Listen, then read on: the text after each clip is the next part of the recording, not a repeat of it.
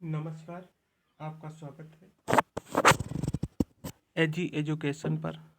और ये है टीजीटी हिंदी का एक प्रैक्टिस सेट जो कि परीक्षा की दृष्टि से महत्वपूर्ण है। तो ज़्यादा न कुछ करते हुए सीधा हम अपने प्रश्नों पर आते हैं। प्रश्न नंबर 26 है, भक्ति आंदोलन भारतीय चिंताधारा का स्वाभाविक विकास है, ये कथन किसका है? तो यहाँ पर विकल्प बी सही है, आचार्य हजारी प्रसाद द्विवेदी। आचार्य हजारी प्रसाद द्विवेदी के अनुसार भक्ति आंदोलन भारतीय चिंताधारा का स्वाभाविक विकास है, जबकि आचार्य रामचंद्र शुक्ल ने इसी संबंध में विचार व्यक्त किया था कि ये विदेशी आक्रांताओं के कारण जो है भक्ति आंदोलन का जन्म हुआ। अगला प्रश्न,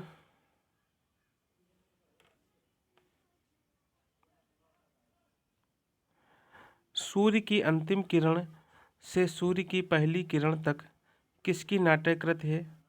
तो यहाँ पर विकल्प संख्या ए सही है, सूर्य की अंतिम किरण से सूर्य की पहली किरण तक नाट्यकृत सुरेंद्र वर्मा की है। और इस नाटक में नारीत्व की सार्थकता की तलाश की गई है, अर्थात ये महिलाओं को समर्पित एक नाटक है। तो सुरेंद्र वर्मा ए विकल्प सही है। अगला प्रश्न है, दुखम सुखम उपन्यास की लेखिका हैं? तो यहाँ पर सही विकल्प है ममता कालिया, विकल्प सी। दुखम सुखम उपन्यास की लेखिका ममता कालिया हैं और ये उपन्यास इन्होंने 2009 में लिखा था।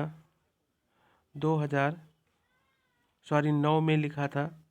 और इनके अन्य उपन्यास हैं वेघर। इनके जो है अन्य उपन्यास हैं वेघर, और उसके बाद नरक दर नरक, प्रेम कहानी, साथी, लड़कियां इत्यादि। अगला प्रश्न है,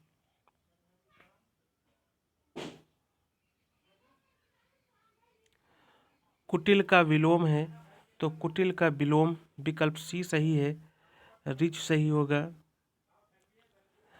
और अगला प्रश्न है, रामानुजाचार्य ने किस दर्शन का प्रतिपादन किया? तो यहाँ पर रामानुजाचार्य का दर्शन है विशिष्ट द्वैतावाद। और इसके अतिरिक्त माधवाचार्य ने द्वैतवाद और विष्णु स्वामी तथा वल्लभाचार्य ने शुद्धाद्वैतवाद का जो है परिवर्तन किया है। और जबकि द्वैताद्वैतवाद विशिष्ट और शुद्धाद्वैतवाद ये जो है निम्बार्क का है। अगला प्रश्न है, जिसने मृत्यु को जीत लिया हो कहलाता है? तो यहाँ पर विकल्प संख्या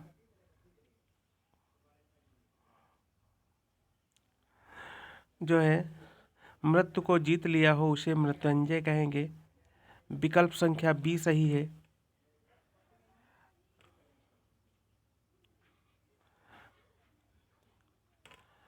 प्रत्यय रहित शब्द बताइए? तो यहाँ पर जो प्रत्यय रहित शब्द है वो है अनुवाद, क्योंकि इसमें कोई प्रत्यय नहीं है, ये अनु जो है उपसर्ग से बना है। अगला प्रश्न है, प्रबंध चिंतामणि के रचयिता का नाम है? तो प्रबंध चिंतामणि जो है की रचना जैन आचार्य मेरुतुंग ने सन 1304 ईस्वी में की थी, विकल्प संख्या डी सही है।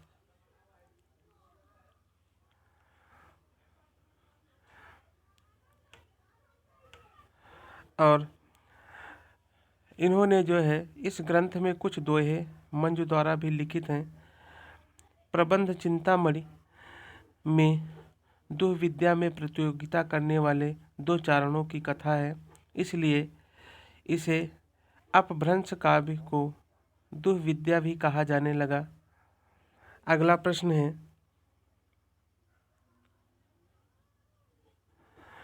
ब्रज भाषा का क्षेत्र कौन सा नहीं है? तो यहाँ पर सही विकल्प है सरगुजा, विकल्प बी। ये छत्तीसगढ़ी बोली के अंतर्गत आता है। और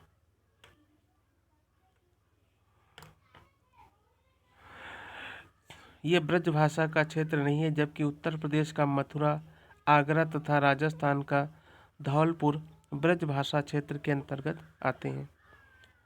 अगला प्रश्न है, आदिकाल को बीज वपन काल नाम किसने दिया?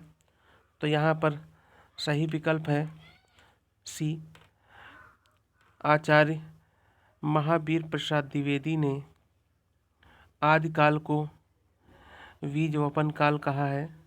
और जबकि आचार्य रामचंद्र शुक्ल ने इसे वीर गाथा काल कहा है। अगला प्रश्न, आर्द्र का विलोम शब्द है। तो यहाँ पर विकल्प संख्या बी सही है। आर्द्र का विलोम शब्द शुष्क है। अगला प्रश्न, परुष शब्द का विलोम है। तो परुष माने कठोर होता है, इसलिए विकल्प संख्या डी सही होगा। कोमल परुष शब्द का विलोम है। अगला प्रश्न,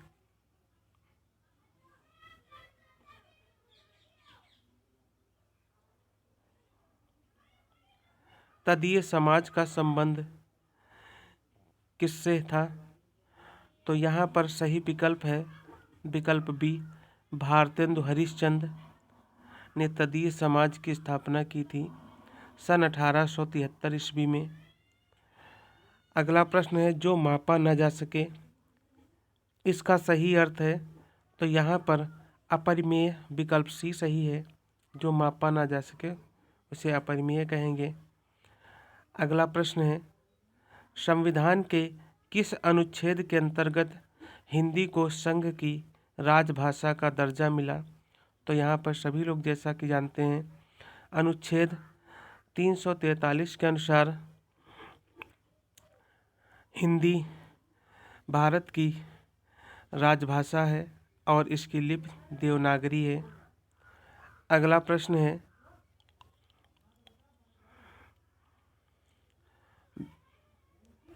अकाल पुरुष गांधी किसने इस जीवनी की रचना की? तो यहाँ पर अकाल पुरुष गांधी के लेखक जैनेंद्र कुमार हैं। विकल्प ए सही है। और ये जीवनी इन्होंने 1968 ईस्वी में लिखी और इस ग्रंथ में महात्मा गांधी के जीवन का वर्णन है। तो यहाँ पर विकल्प संख्या ए सही है। अगला प्रश्न है, साये में धूप काव्यकृत के रचयिता हैं। तो यहाँ पर विकल्प संख्या बी सही है। दुष्यंत कुमार साये में धूप काव्यकृत के रचनाकार हैं और इन्हें हिंदी का गजल सम्राट भी कहा जाता है। अगला प्रश्न, गोकुलनाथ की रचना का नाम है। तो सभी लोग जानते हैं गोकुलनाथ ने 84 वैष्णव की वार्ता और 252 वैष्णव की वार्ता ग्रंथ लिखे हैं, जिनमें कि विभिन्न कवियों का उल्लेख है और उनके बारे में बताया गया है। अगला प्रश्न है, किस कवि को अभिनव जयदेव नाम से जाना जाता है? तो यहाँ पर विकल्प संख्या ए सही है।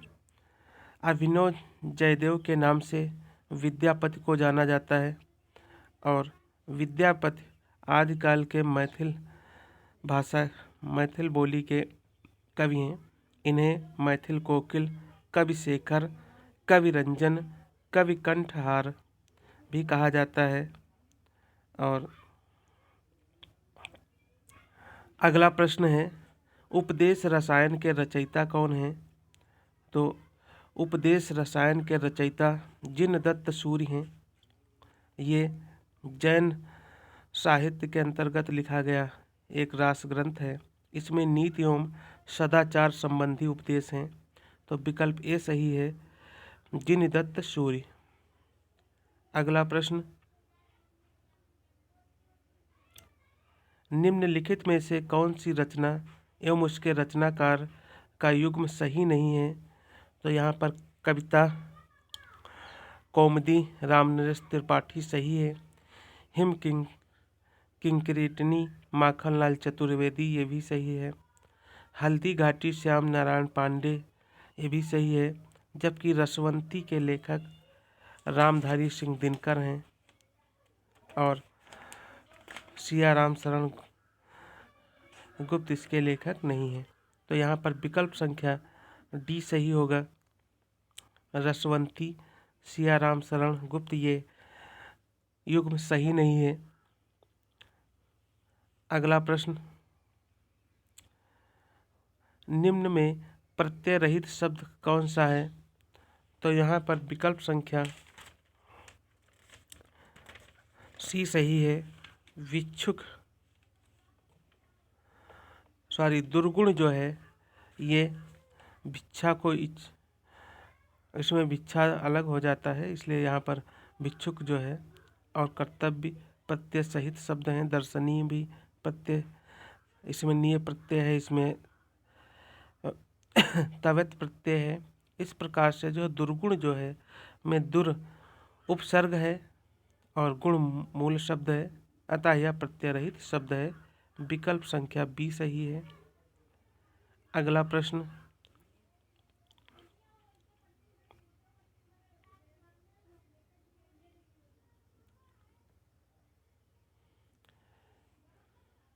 केशव कहीं न जाए का कहिए, यह पंक्ति किस कवि की है? तो ये कवि तुलसीदास जी की कवि है और ये पंक्ति तुलसीदास की विनय पत्रिका से ली गई है। इसलिए विकल्प संख्या सी सही होगा। तुलसीदास इस पंक्ति के रचयिता हैं और ये विनय पत्रिका से ली गई है। अगला प्रश्न, आवाहन का विलोम होगा। तो आवाहन का विलोम विसर्जन होगा। विकल्प संख्या सी सही है। अगला प्रश्न,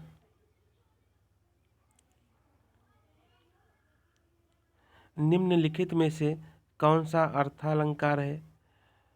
तो यहाँ पर जो रूपक अलंकार है ये अर्थालंकार के अंतर्गत आता है। विकल्प संख्या डी सही है। कौन देशज प्रत्यय का उदाहरण नहीं है? तो यहाँ पर विकल्प संख्या सी जो है ये देशज प्रत्यय का उदाहरण नहीं है, उच्चतर। विकल्प संख्या सी सही है। अगला विकल्प, निम्नलिखित में से कौन सी रचना के रचनाकार का नाम सही नहीं है? तो यहाँ पर फूल नहीं रंग बोलते ये केदारनाथ अग्रवाल की रचना है। उस जनपद का कवि हूँ ये त्रिलोचन शास्त्री की रचना है।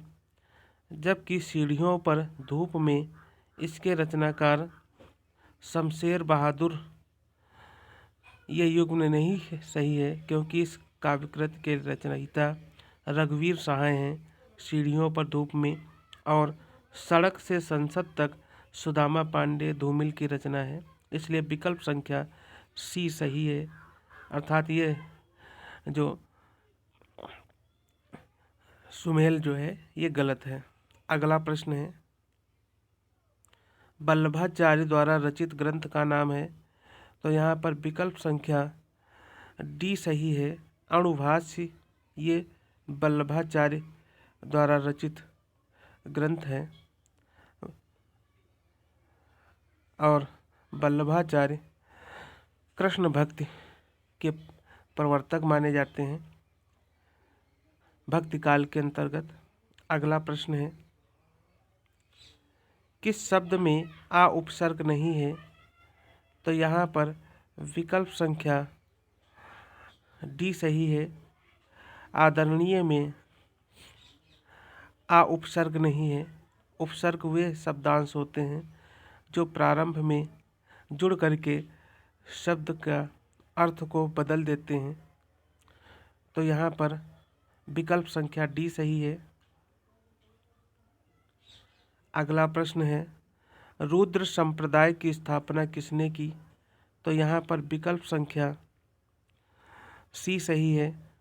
रुद्र संप्रदाय की संस्थापक विष्णु स्वामी हैं और इनका मत शुद्धाद्वैतवाद था, इसलिए विकल्प संख्या सी सही होगा।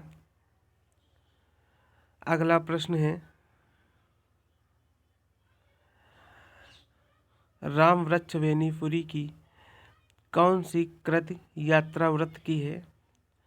तो यहाँ पर विकल्प संख्या सी सही है। पैरों में पंख बांधकर ये राम वृक्ष वेनीपुरी का यात्रा वृत्तांत है। विकल्प संख्या सी सही है। तो आज के लिए इतना ही। चैनल को लाइक करें, शेयर करें और सब्सक्राइब करें। जय हिंद।